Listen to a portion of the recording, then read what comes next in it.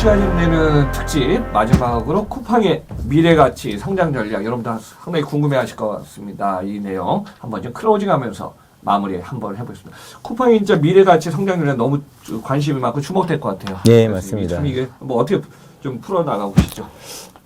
지금 가장 주주들도 많이 있고, 네. 쿠팡에 대한 이 주식도 그렇고, 기업 가치 궁금해 하시는 분들이 많이 있을 것 같아요. 그렇죠. 우리가 첫 시간부터 이 쿠팡의 나스닥 상장 비와도 얘기를 드리고, 그 다음에 첫날, 무려 146조라는 하이닉스가 그때 60조였는데, 거의 하이닉스의 2배를 뛰어넘는 국내 1위 기업 정도의 시가평가를 받았는데요.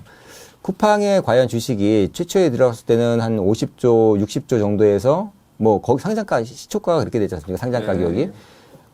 140조는 그렇다고 치고, 과연 상장했던 35달러, 그 정도 가치까지도 갈 수 있을까? 지금 14달러 수준인데, 거기에 대한 얘기들도 많이 나오는 것 같아요. 네. 그래서 과연 쿠팡이 이 상태로 흑자 전환도 했었고, 매출도 지금 호조라고 얘기를 하지만, 그럼 쿠팡이 과연 어디까지 갈 수 있을지, 한번 그런 부분 한번 얘기 한번 나눠보시죠. 참 중요한 포인트가 같습니다. 그래요. 이제 피크점하고 우리가 이제 주식의 고점하고 저점인데, 고점은 상장 기준으로 따지면은 고점은 49달러 100조 원이었고요. 저점은 9.35달러였거든요. 그렇죠. 그다음 지금 제자리를 찾아서 21달러를 넘어서 저희 기업 가치 밸류에이션 요즘 보니까 애널리스트들이 밸류에이션이 23에서 25달러 잡아놨더라고요. 근데 거기까지 올라가면 일단은 한번 모멘텀 돼서 다시 점프하는데 지금 전 세계 시황이나 미국의 상황이 좀 불투명하기 때문에 거기서 쿠팡도 실적을 아무리 좋게 하더라도 그렇게 상승하는 흐름을 그렇게 쉽게 가지는 않을 것 같습니다. 네, 맞습니다. 일단은 기대치가 있어야지 그래도 여기 투자하신 분, 우리는 이제 주식 이거는 여러분들 선택이지만요. 투자하신 분들이 이제 매도 하더라도 거기에 대한 기대치는 너무 중요하겠죠. 그렇죠. 네. 사실은 말씀하신 것처럼 첫날 100조로 마감이 됐지만 장중 146조까지 올라가지 않습니까? 그렇죠. 그래서 기관 투자자들이 그때 어마어마하게 초반에는 진짜 셀링 그때는 그 돈을 많이 벌었었죠. 사실은 수익을 많이 냈다가 지금 그 반토막이 난 거니까 사실은요. 한 60조에서 지금 30조 시가총액이 됐기 때문에 그 많은 기관 투자들도 다 물려있는 상태거든요. 그렇죠. 심지어는 지금 미국에서 소비자들 같은 경우에는 쿠팡뿐이 아니라 성장주들 중심으로 해가지고 그렇죠. 소송까지 지금 들어갈 정도로 기업 정보 공개가 정확하지 않았다. 그렇게 할 정도로 지금은 많이 어려운 상태이기도 하거든요. 과연 쿠팡 주가가 100조는 그렇다고 치고 상장했더의 가격이 갈 수 있을까? 그것도 이제 좀 궁금할 것 같아요. 네.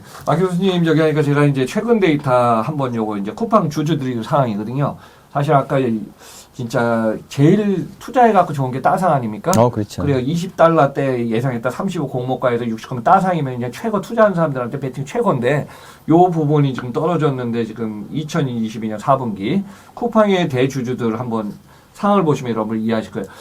상장 당시에 37%를 갖고 있던 소프트뱅크 비전펀드가 요즘 두세 번 팔더니 저 4억 2,615만 주로 1등입니다. 아직까지. 예. 그 억주로. 그 다음에 주관사 모건 스탠리가 2위로 1억 2,823만 주고 영국의 베일리 기포터가 많이 매수하지 않았습니까? 예, 맞습니다. 3위로 올라왔습니다. 1억, 제가 이제 1억 이상만 얘기합니다. 1억 1,517만 주인데 그 잘 나가서 2위를 했던 그린옥스 캐피탈을 많이 팔았어요. 예. 그러더니 그냥 소프트뱅크 비전펀드 다음에 했는데 여기가 5위로 내려앉았어요. 7,068만 주. 그리고 그 위에 이제 주목되는 게, 대학교에서 이제 MIT라고 그래서 이제 우리가 조성금을 많이 투자하지 않습니까? MIT가 엄청 조금 비쌀 때 샀다가 그냥 막 울고 그랬어요. 그러다가 MIT가 또 요즘 또 사더라고요. 예. 그러더니 MIT 잘 버텨서 여기가 8위 2,870만 주 갖고 있습니다. 탑 10 안에 있는 다양한 이제 글로벌 기업들이나 투자자가 있지만은 이제 순위가 좀 많이 바뀐데요. 여기 마지막에 주목될 거는 연기금 펀드 노르웨이 중앙은행이 많이 사줬고요. 2022년 연말 보니까 쿠팡의 신규 투자한 기관 투자가는 82곳이에요. 근데 기존에 이제 완전히 털어내서 지금 매도 안 된 41곳. 그러니까 쿠팡을 투자해갖고 사준 곳이 더 많아졌다는 거죠. 이게 이제 앞으로 기업 주식 보이는데 아직까지도 소프트뱅크, 모건 스탠리, 베일리 기포트 영향이 큽니다. 네, 맞습니다. 초기에 투자했던 그 기관 투자들은 엑시트를 하고 있는 것 같고, 그렇죠. 예. 그 다음에 나머지 이제 신규 투자들이 들어오는 것 같아요. 그런데 말씀하신 것처럼 분석 정확히 해주셔서 감사하고, 네. 그럼에도 불구하고입니다. 제가 제목을 그럼에도 불구하고 쿠팡의 미래에 주목해야 대한 이유를 지금 얘기를 갖다 드리면은, 우리나라에서 소매 기업들이 수천 개가 있지 않습니까? 그 중에 단연 1등 기업은 이마트였었죠. 그러니까 단일 기업으로 친다면은 이마트는 매출 1등을 진짜 거의 지난 10여 년 동안 계속 유지했었거든요. 그러니까 1년 연간 매출을 봤을 때 이마트 매출이 2021년 기준으로 거의 20조 육박하는 19조 6천억 이런 매출을 올렸죠. 거기에는 물론 이마트, 트레이더스라든지 뭐 이베이, 에브리데이라든지 그런 이마트 그룹의 유통그룹도 매출이 전부 합쳤을 때 거의 20조에 달하는 매출을 갖다 올리고 있는데 이게 지금 역사적으로 지금 획을 그었던 게 쿠팡이 21년도 매출이 22조 2천억을 찍었지 않습니까? 드디어 우리나라 1등 리테일러가 바뀌었다는 거죠. 즉 매출액 기준으로 직매입 매출액 기준으로도 쿠팡이 이마트를 누르고 1등 업체로 올라갔다는 겁니다. 그게 이제 가장 큰 전환점이 됐던 터닝 포인트가 이 첫 번째고요. 매출이 올라가면은 바로 바잉 파워가 커진다는 거겠죠. 네. 이마트가 그동안에 누려왔던 1등의 지위로 인한 여러 가지 상품 원가라든지 뭐 프로모션 비용이라든지 거기에 따른 또 여러 가지 혜택들을 다 그대로 가져올 수 있기 때문에 이제 경쟁력이 생길 수 있는 첫 번째 요소가 됐었고요. 이 두 번째가 또 있습니다. 두 번째가 바로 네이버와의 싸움입니다. 여기는 좀 매출액과 관계가 없이 거래액이라고 불리거든요. 그렇죠. 거래대금이죠. 그렇죠. 네. 앞에서 매출액이라는 거는 직접 물건을 사가지고 와서 직접 판매를 한다라고 보시면 되고요. 그러니까는 쿠팡 같은 경우는 로켓 배송이 대상이 되는 겁니다. 1년에 뭐 적어도 상품을 그러면은 거의 뭐 한 17조, 18조를 사가지고 와가지고 매출이 22조 나온다는 게 되겠죠. 그런데, 이건 거래액하고 매출액을 구분하는 거는 거래액이라는 건 수수료입니다. 뭐 백화점에서 에르메스 백을 샀다. 그러면 2천만 원짜리 버킨 백을 샀을 때 백화점 매출은 2천만 원이 아니라 그 수수료 뭐 한 3%, 4% 그러면은 한 60만 원, 70만 원이 백화점 매출이 되는 거고 나머지 매출은 에르메스 매출이 되는 거기 때문에 그렇게 본다면은 이 거래액이라는 거는 직접 사입하지 않고 수수료만으로 나오는 매출이라고 볼 수가 있습니다. 그 수수료만 나오는 매출로 봤을 때 우리나라 1등 기업이 바로 네이버였었던 거거든요. 네이버 같은 경우가 항상 50만 개 달하는 거래처 업체들이 스마트 스토어들이 거기서 판매를 하면서 네이버는 그들을 그냥 이 마켓플레이스로 장터만 열어주고 거래액은 업체들께 되는 거고 매출은 그리고 이제 본인의 매출 네이버 매출액은 수수료라는 거죠. 그렇지만 거래액으로 본다면은 우리나라에서 가장 큰 장터는 네이버였었습니다. 그게 이제 거의 연간으로 본다면은 작년 기준으로는 40조 가까이 됐었지 않습니까? 네. 그거를 지금 쿠팡이 넘어섰다는 거죠.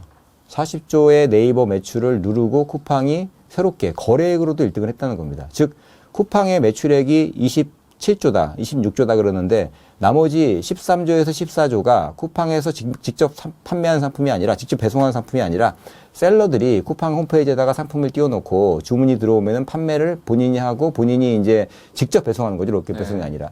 그게 이제 위탁 판매 같은 경우인데 그 위탁 판매까지 합치면은 즉 로켓 배송하고 쿠팡에서 위탁 판매를 하고 있는 그 수수료 매출이죠. 그걸 두 개를 합쳤을 때 수수료 매출과 쿠팡의 직매입 거래액이 드디어 네이버를 누르고 온라인, 오프라인 통틀어서 매출액으로도 1위, 그리고 거래액으로도 1위를 찍은 게 2022년입니다. 즉, 전환점이었죠. 그렇죠. 네, 21년도에는 매출이 왕이 된 거고요. 22년도에는 거래액도 왕이 돼서 이제는 명실공히 국내 온오프라인 유통업체 통틀어서 전체 거래액이라든지 전체 매출로 압도적으로 쿠팡이 1등으로 치고 나갔다는 역사적인 해가 된 거고요. 또 하나 반대로 지금 이베이코리라든지 쓱닷컴이라든지 굉장히 많은 업체들이 매출이 줄고 있어요. 네, 빈입빈 그렇죠. 부입부 같은 현상이 벌어지기도 했고 특히 이베이코리아 같은 경우에는 쓱닷컴하고 같이 이제 합병이 되면서 M&A가 되면서 시너지가 굉장히 날 거라고 예상했는데 반대로 시너지 효과보다는 오히려 이제 카니발 같은 게 일어나기 때문에 똑같은 상품들을 판매했을 때 쓱닷컴에서 판매했던 생활용품들은 이베이코리아로 넘어가고 이베이코리아에서 판매하던 그런 신선식품이라든지 그런 것들을 쓱닷컴으로 넘기다 보니까 결과적으로는 전체 주머니가 작아지는 그런 효과가 있었어요. 이거는 저도 예전에 제가 몸담고 있던 대형 유통에서도 똑같은 사이트들이 굉장히 많았거든요. 백화점, 마트, 슈퍼, 거기다가 여러 가지 홈쇼핑 그런 그룹들이 전부 다 매출이 따로따로 발생했었는데 통합 작업이 이루어졌는데 결과적으로는 매출이 줄었어요. 고객들이 인식했을 때 따로따로 들어가는 것보다 통합해버리니까 오히려 그게 기존 고객들이 잃어버리는 그런 효과도 있더라고요. 어쨌든 그런 여러 가지 요인 때문인지는 몰라도 혹은 쿠팡과 네이버가 워낙에 양강체제로 가기 때문에 나머지 업체들이 설 틈이 그만큼 없어지는 것 같습니다. 네, 잠깐. 그리고 이베이 코리아가 한국에 이제 물론 이제 헤드 오피스는 미국에 있고 또 영국에 많이 관련돼 있는데 사실 매출하고 영업이 증수 중이라 그러죠. 이게 이제 10여 년 동안 지속적으로 성장하다가 이마트한테 이제 매각되면서 보니까 매출도 그렇게 늘지 않고 정체했더라고요. 이 상황 보니까 큰 뭐 시너지라든가 파급 효과는 없는 것 같으네요. 예, 맞습니다. 기대치 이상으로 올라가지 못한 것 같습니다. 그리고 또 하나의 쿠팡 같은 호재가 있었죠. 네. 이거는 진짜 경쟁사한테는 치명적인 악재였는데 지금 올해 상장을 추진했던 오아시스 마켓, 컬리 같은 새벽 배송이라든지 신선식품 쪽에서 강력한 라이벌이었던 두 회사들이 상장이 연기가 됐죠. 결과적으로는 이제 이 뭐 멀티플이라고 불리는 가치를 제대로 인정받지 못해서 상장을 연기했기 때문에 이제 기존 자금을 좀 신규 자금을 좀 수혈을 해서 지금은 이제 더 투스텝으로 다른 스텝으로 가야 되는데 이 부분에서 좀 약간 이제 덜컹거리면서 멈춤이 있고요. 오히려 지금은 쿠팡이 이미 공모를 받은 자금이 아직까지 남아 있기도 하고 또 지금 또 이제 추가적으로 또 그런 부분들에서 여력이 있기 때문에 이런 부분들은 오히려 쿠팡의 호재가 될 수도 있는 오아시스 컬리 스타콘까지도 연기가 지금 된 상태에서 불투명한 상태이기 때문에 이것도 쿠팡의 미래에는 호재가 될 수 있다고 봅니다. 장기적으로. 쿠팡은 순풍을 잘 탔고 우리가 파도 타기를 잘 탔고 여기는 지금 상당히 PF 금융업계 이게 역풍 상황에서 지금 힘든 상황에서 지금 처리가 됐죠. 그렇죠. 예. 그리고 지금 제가 거래액을 얘기 드렸는데 쿠팡에서 여기서 수수료 매출이 13조 정도 되는 쿠팡에서 거래되는 40조 중에서 일테면은 뭐 26조가 쿠팡의 직매출이고 나머지 14조가 업체들의 매출이라고 한다 그러면은 그게 또다시 쿠팡한테는 굉장히 큰 기회가 됩니다.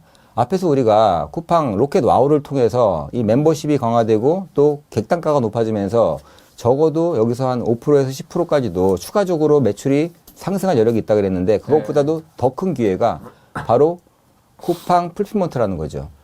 여태까지 우리가 착각했던 거는 쿠팡은 풀필먼트를 구조적으로는 가지고 있었지만 서비스를 하진 않았어요. 풀필먼트 서비스라는 거는 3PL, 3자한테 해주는 거거든요. 쿠팡이 직매입한 상품이 아니고 앞에서 얘기 드렸던 쿠팡에 입점은 되어 있지만 쿠팡 센터에 재고를 갖다 주지 않고 본인 스스로 본인 집에서 혹은 다른 대한통운이나 한진을 통해서 배송을 했던 그런 업체들이 일테면은 쿠팡 풀필먼트 똑같은 서비스를 제공해주고 그 안으로 들어온다는 얘기거든요.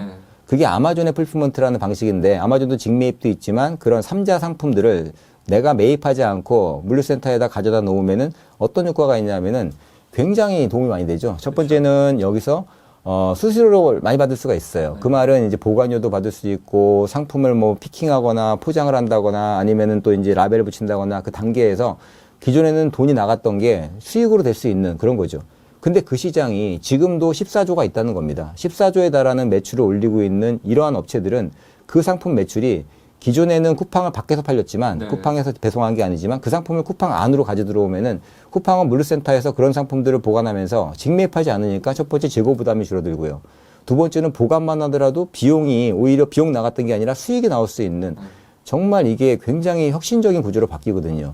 그게 여태까지 못했던 거는 쿠팡은 택배업체가 아니었지 않습니까? 여러 가지 그런 제약이 있었기 때문에 택배 면허를 따지 못했다가 이제 배짜 메뉴판이라는 게 나오면서 온라인에 대해서는 택배에 대해서만큼은 뭐 노란색 영업용이 아니더라도 화물용이 아니더라도 택배 상품만큼은 그냥 특별하게 번호판이 없이 우리가 허가를 내준다라고 정부에서 발표를 했었기 때문에 택배 사업자로 진출하게 되면서 작년도에 이제는 그런 업체들 물건들을 갖다 줄 수가 있게 된 거죠. 그래요. 진짜 뭐 얘기하면 우리나라 영업용 번호판이 안에도 차량이 너무 많고 그러다 보니까 참 어려움이 많았는데 그러니까 이 비즈니스를 하면서 이제 어떻게 보면 3PL 확장을 할 수 있는 거죠. 그렇죠. 그러니까 3PL 안에 모든 걸 갖다 넣어서 보관부터 수입부터 유통하고 다 받으면서 이제 딜리버리 하는 게 또 이제 택배가 되니까요. 예, 맞습니다. 그래서 택배하고 3PL 선진기업들이 뭐 과거에 야마토라든가 또 지금 글로벌 기업들 아마존도 다 했던 그걸 이제 쿠팡은 이제 본격적으로 하는 거죠. 그렇죠. 3PL 그걸 플러스 택배 해갖고요. 맞습니다. 그걸 바로 이제 쿠팡 풀필먼트가 바로 제트배송이라는 겁니다. 여러분이 홈페이지에 가보시면은 쿠팡에 제트배송이라고 돼 있는데 뭔지 모르시는 분이 아직도 있더라고요. 그렇죠. 로켓배송은 뭐고 제트배송은 뭐야.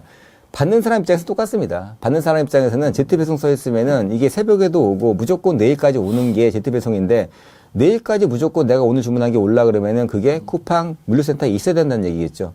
근데 저 상품은 앞에서 얘기 드린 것처럼 그동안에는 대한통운이나 한진을 통해서 배송했던 상품들을 이제는 쿠팡 물류센터 안으로 업체가 가지고 들어온 겁니다. 그렇게 되면은 쿠팡에서는 그 물건들을 가지고 로켓 배송하고 같이 배송하기 때문에 배송 효율이 굉장히 좋아져요.